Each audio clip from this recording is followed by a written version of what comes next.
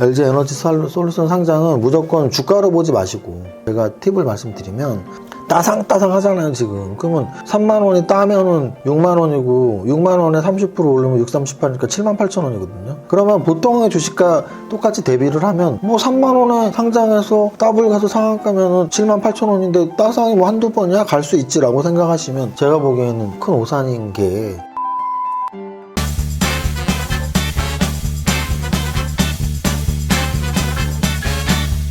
대표님. 보혜씨 왔어? 대표 오늘 깔맞춤 하셨네요? 깔맞춤, 빨간 머리, 빨간 타이, 빨간 셔터? 요즘에 이제 책 쓰고 나서 좀 이제 타 유튜버 채널에 좀 계속 출연을 하게 돼서 오늘도 머리도 세팅하고 이렇게 갑니다. 그런 댓글 가끔 봐요. 뭐 이렇게 뭐 김 작가님이나 뭐 다른 815나 이런 데에서의 영상이 제 영상보다 더 낫다라는 두 가지 이유가 있을 것 같아요. 만약에 그렇게 생각하셨다면. 첫 번째는 당연히 거긴 진행자가 있으니까 여러분들이 좀 궁금해하실 만한 그런 질문을 저한테 하고 제가 답변을 드리니까 보시면서 좀 그런 답답함이 덜 있을 수 있는 거고요. 또 두 번째는 아마 이런 외모상으로 제 유튜브만 할 때는 사실 뭐 제가 머리나 이런 거 신경 전혀 안 쓰잖아요. 근데 이제 다른 유튜버 채널에 갈 때는 또 약간 예의를 차리느라고 이렇게 하니까 그래도 좀 더 나은 사람이 질문에 대답을 하는 게 저 혼자 하는 것보다 낫게 보였는지 모르겠네요. 근데 어쨌든 저만의 특성이 있는 마감 시황이니까 오늘도 그 마감 시황 한번 시작해 봅니다. 아, 그리고 추가로 어제 제가 약간 징징댔는데 댓글을 왜 이렇게 많이 달렸어? 나 진짜 깜짝 놀랐네. 진짜 백조님들 최고더라. 왜냐면은 제가 예전에 한번 이벤트도 하고 이럴 때 보통 많이 달려야지 진짜 뭐 300개 뭐 이렇게 달리는데 최근에 댓글 평균 한 5, 60개, 70개 달렸던 걸로 알고 있고, 근데 어제 지금 400개 달렸더라고요. 그래서 징징댄 거 성공?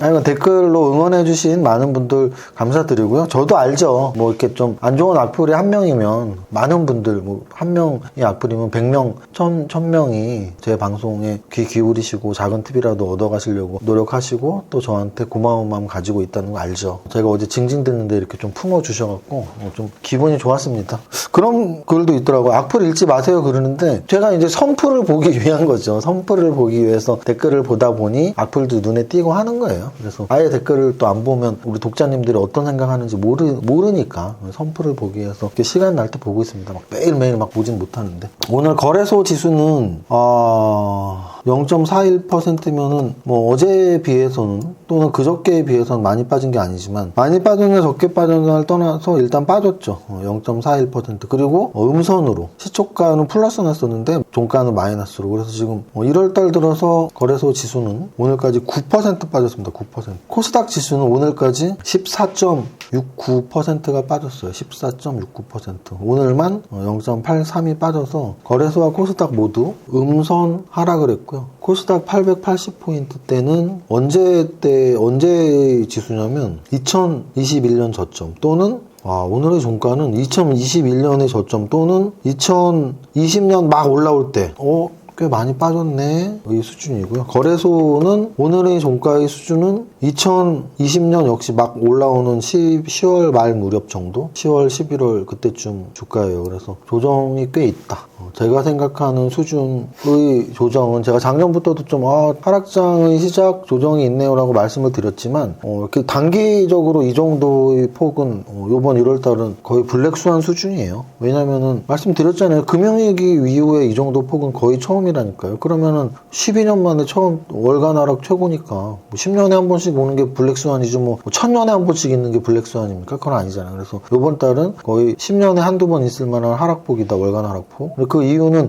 금리 인상이라고 할 수 없다. 왜? 금리 인상은 10년에 한 번 하는 게 아니에요. 금리 인상은 늘 있는 경제적인 정책이란 말이죠. 정부의 정책은 재정정책, 금리정책 두 가지가 있고, 금리정책이라는 거는 결국은 경기를 조절하는 수단으로서 금리를 올리거나 내리거나를 반복하는 건데, 금리를 올린다고 이렇게 시장이 박살나면 어느 나라가 금리를 올리겠어요. 그래서 어찌 보면은 이번 단기 1월달의 단기 하락은 계속 말씀드리지만 러시아 우크라이나의 문제, 그래서 그걸 내용들을 읽어보면 재밌죠. 결국은 에너지 패권 전쟁이라는 말이 많이 나돌죠. 그래서 러시아와 유럽의 가는 길에 우크라이나가 있고, 그 우크라이나의 땅에 러시아 가스관이 매설되어 있다고 하죠. 매립되어 있다고 하죠. 그래서 그거를 맨날 뭐 잠그고 열고 하면서 유럽을 압박했었는데 우크라이나가 이제 유럽하고 친해지면서 뭐 나토에 가입을 하네 안 하네, 너 까불지 마 뭐 이러면서 무력으로 지금 침공을 하네 안 하네 뭐 이러고 있는 단계죠. 그러니까 유럽은 당연히 우크라이나의 편을 들어줄 수밖에 없는 거고, 그래서 제가 어제도 말씀드렸고 계속 말씀드리지만 결국 악재가 나왔을 때는 악재의 소멸은 호재인데 악재의 소멸이 언제 되지라는 걸 계속 생각하면 되고요. 일단은 미국 증시 FOMC는 오늘 밤이잖아요. 그러면 오늘 밤에 FOMC에서 어떤 스탠스의 멘트들이 나올지, 그리고 그거에 대해서 미국 시장이 어떻게 반응할지, 그리고 내일 아침 우리나라 증시는 또 어떻게 반응할지가 첫 번째. 두 번째는 계속 러시아 문제를 어떤 식으로 해결이 될지. 근데 저는 평화적으로 빨리 됐으면 좋겠고, 만약에 아니더라도, 만약에 아니면 어쩔 수 없죠. 국지전 또는 뭐 무력 침공인데 하려면 빨리 해서 빨리 끝나는 게 가장 좋다. 제가 주식 20년 하면서 몇몇의 국지전, 몇몇의 전쟁을 봤지만 포탄 딱 떨어졌을 때가 제일 무서울 때고, 그리고 나서는 흐지부지 되더라고. 무슨 뜻이냐면, 아니 우리나라에도 포탄 떨어졌었잖아요. 그 서해 5도 백령도인가 어디에 떨어졌었잖아요. 그때 전 아직도 기억나는데 우리나라 시간으로 3시 반쯤 떨어졌어요, 정확히. 그러니까 국내 주식시장에는 이게 없었어. 장 끝나고 시간 내에서만 난리가 났었고, 근데 이제 파생시장은 15분 더 거래가 되니까 파생시장에서 이제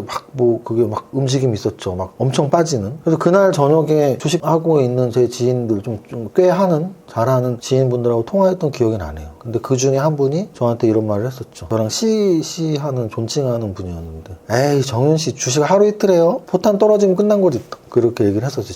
진짜 말 그대로. 근데 그거는 앙드레 코스톨라니의 책에도 나와 있고, 그분이 이제 막 2차 세계대전에 주식하던 사람이니까. 앙드레 코스톨라니의 책 안 보셨나요? 뭐 돈 미치고 뜨겁게 사랑하라 뭐 이런 책이랑 투자는 심리다 뭐 이런 책들 있잖아요. 근데 거기에 그런 게 나오죠. 전쟁의 공포에 살아? 뭐 이런 내용들도 있고. 그래서 어찌 보면 그런 사람 사는 이야기로는 당연히 평화적으로 끝나는 게 제일 좋다. 근데 좀 빨리 끝나라. 평화적으로 빨리 끝내라. 아니면 뭐 빨리 포 한번 쏘고 끝내든지. 하여간 중요한 건 빨리 끝내는 게 이 국제 정세나 경제적인 문제에서는 안정적이라는 거죠. 그래서 좀 빨리 평화적으로 끝났으면 좋겠고, 그리고 이 금리 인상도 앞으로 매달 이런 금리 인상 발작이 있을 거예요. 그런데 우린 이미 다 인지하고 있다라는 거죠. 그게 중요한 거예요. 전혀 모르는 게 나왔을 때의 이 공포감이랑 인지하고 있는 거랑은 다르거든요. 왜냐면 선반영이 계속 되고 있는 거니까. 주식시장은 선반영이에요. 선반영. 계속 선반영 돼요. 그래서 이미 금리 인상에 대한 선반영이 되고 있는 차에 러시아의 우크라이나 침공 가능성까지 선반영이 돼서 흑백으로 빠지고 있는 건데, 어느 정도 선반영이 됐기 때문에 이제 안정을 좀 찾을 때가 됐는데,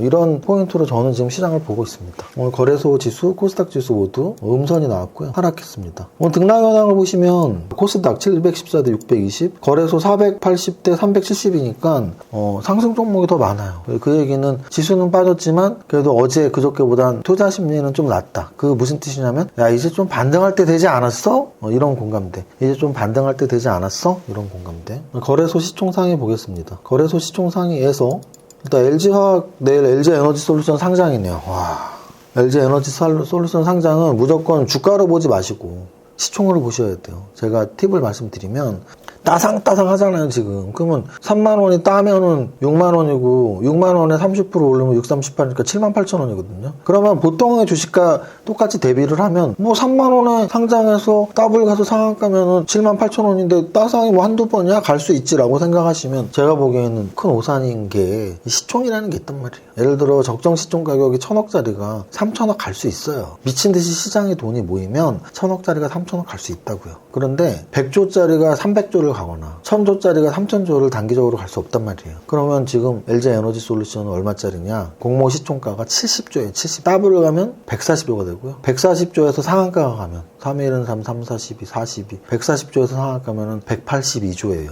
182조는 말이 되는 숫자냐고요? 안 되는 숫자예요. 그러니까 LG엔솔이 따상에 가냐 이렇게 설마 이렇게 생각하시는 분은 184조가 갈 수 있냐라고 생각하시면 돼요. 없다라고요. 그러면 그럼 적정 시총은 얼마인데? 뭐 공모는 무조건 공모가 적정 시총이라고 보는데 거기에서 좀 오버슈팅이 나오면 한 3, 40%거든요. 그럼 얼추 100조 정도가 상장 초기에 형성될 수 있는 시총이라고 저는 봐요. 거기서 좀 더 쓰면 한 120조 정도? 좀 약하게 쓰면 막 90조 정도? 90조에서 120조 사이가 적정이에요. 그래서 내일 만약에 공모가가 7만 원인데 뭐 장도 안 좋고 하니까 진짜 뭐 미친 듯이 팔 수 있는 사람들 다 팔아갖고 7만 원에서 시작됐다? 또는 뭐 7만 원에서 거래된다? 제가 보기에는 들어갈 만한 타이밍일 수 있죠. 시총은 70조고 주가는 30만 원이에요. 그래서 만약에 30만 원에 거래가 되면 70조니까 좀 추가 상승 여력이 있으니까 들어가도 되는데, 그리고 또 공모 받으신 분은 팔 필요 없는데, 만약에 이게 미쳐갖고 따블을 쳤다, 와 60만 원? 저는 팔 것 같아요. 저 40조 있다니까. 40 몇 주 있는데. 그래서 여러분들에게 말씀드리는 게 100조를 기준으로 100조, 110조, 120조 올라갈수록 이거 오버슈팅 심한데 떨어질 것 같은데, 또는 100조 미만 90조, 80조, 70조면 이거 장에 안 들어서 못 올랐나? 왜 너무 못 오른 거 아니야? 뭐 이런 정도의 접근을 하시고, 이건 이제 공모 받으신 분들 또는 내일 혹시 매수하고 싶으신 분들에 대한 이야기고, 이제 LG에너지 솔루션이 시장에 미치는 영향은 일단은 나쁘죠. 왜? 뭐 100조짜리가 시장에 상장이 되니까 나쁘죠. 일단 나쁘다. 다만 계속 말씀드리죠. 악재의 소멸은 호재다. LG에너지 솔루션 상장되면 어쩌고저쩌고 했는데, 어쨌든 내일 상장되면 이제 불확실성은 없어지는 거잖아요. 그렇게 보고 있습니다.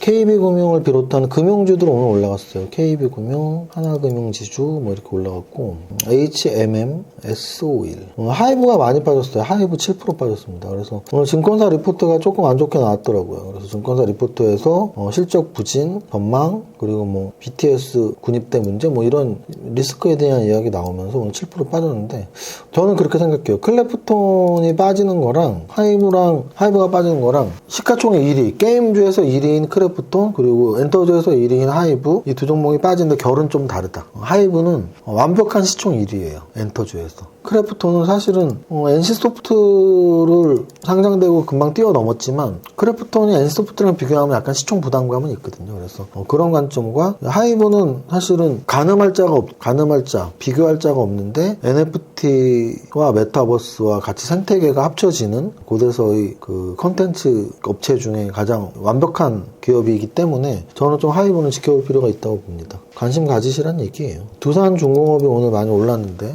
탈원전 정책 수정 가능성 또는 대선 후보들의 정책 대결 이런 거에서 오늘 움직임 나왔습니다. 거래대금에서 어제도 그 말씀 드렸는데요. ETF, 지수 ETF의 거래대금이 확실히 늘어나는 게 보이시죠? 그래서 코덱스 200 선물 인버스 곱하기 EX랑 코덱스 레버리지랑 이렇게 나오고 있고, 개별 재료의 움직임 나온 휴마스, 오토엔, 에코프로비엠이 여기 있네요. 에코프로비엠 오늘 거래대금 3천억 나왔는데요. 이게 확실히 말 많은 종목은 들어가지 말라는 게 제 신조거든요. 말 많은 종목에 굳이 들어갈 필요가 없다라는 게 제 신조예요. 2천 종목이 있으니까. 근데 에코프로비엠은 일단 불난거가 엊그저께 나왔고, 그때 같이 돌았던 찌라시 중에 내부자 거래 의혹 찌라시가 있었어요. 근데 찌라시니까 제가 유튜브에서 말할 필요는 없었지만, 결국은 오늘 그 재료가 나온 거죠. 그래서 에코프로비엠 내부자 거래 소식에 거래를 이렇게 터뜨리면서 19%가 빠지는 모습입니다. K옥션 얼마 전에 상장된 종목이었고, 위메이드가 오늘 9% 오르면서 좀 거래가 터졌네요. 상승률 상위 종목 보겠습니다. 상승률 상위에서 오늘 상한가 종목은 대원전선, 푸른기술, 에너토크 세 종목에 탑 30의 상승률은 한 8% 정도? 그래서 지수가 오늘 조금만 더 안정적이었으면 굉장히 폭발적인 개별 종목 상승이 나올 수 있었는데, 지수가 불안해지면서 장중에 좀 높은 상승률을 기록하던 애들이 윗꼬리 만들고 내려왔거든요. 전체적으로는 대형주보다 중소형주가 좋았지만 막 폭발적인 개별 양상은 아니었다. 그리고 뭐 이렇게 응집력 있는 상승률 종목이 있었다기보단 각 테마에서 좀 선별적으로, 예를 들어 로봇 관련주에서는 T로보틱스가, 그리고 통신 쪽에서 코이버, 아니면은 자동차 관련주가 제일 많았네요. S&T 모티브도 있고, 3기, 나라 M&D 이렇게 자동차 관련주들이 가장 많았고요. 보성 파운텍은 원전 개념으로 보시면 되고, 러셀 같은 경우도 로봇 관련주라고 보시면 되죠.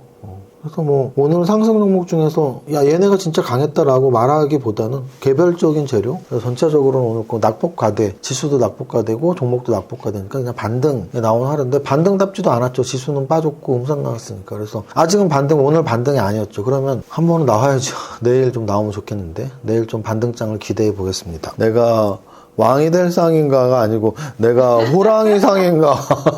제가 사실은 이렇게 좀 약간 부드럽게 하려고 머리도 좀 기르고 있는데, 여기만 보면 약간 호랑이 상이 있습니다. 호랑이처럼 용맹스럽게 우리 주식시장을 잘 관찰하고 여러분들에게 도움이 되도록 노력하겠습니다. 오늘 첫 번째 줄 시작. 나는 10년 안에 100억 부자 될 거야. 자, 여러분들과 함께 부자 되는 그 길 끝까지 함께 하겠습니다. 파이팅! 이세무사의 장중시황은 밸런스 투자 아카데미 텔레그램을 통해 때 받으실 수 있습니다. 안녕하세요, 이정윤입니다. 오늘 장중 시황이 조금 늦었네요. 최근 급락변동장에서 오전에 조금 일찍 긴 글의 시황을 썼는데 오늘은 변동성이 별로 없어서 중요한 일을 보다 늦었네요. 조금 간략하게 정리합니다.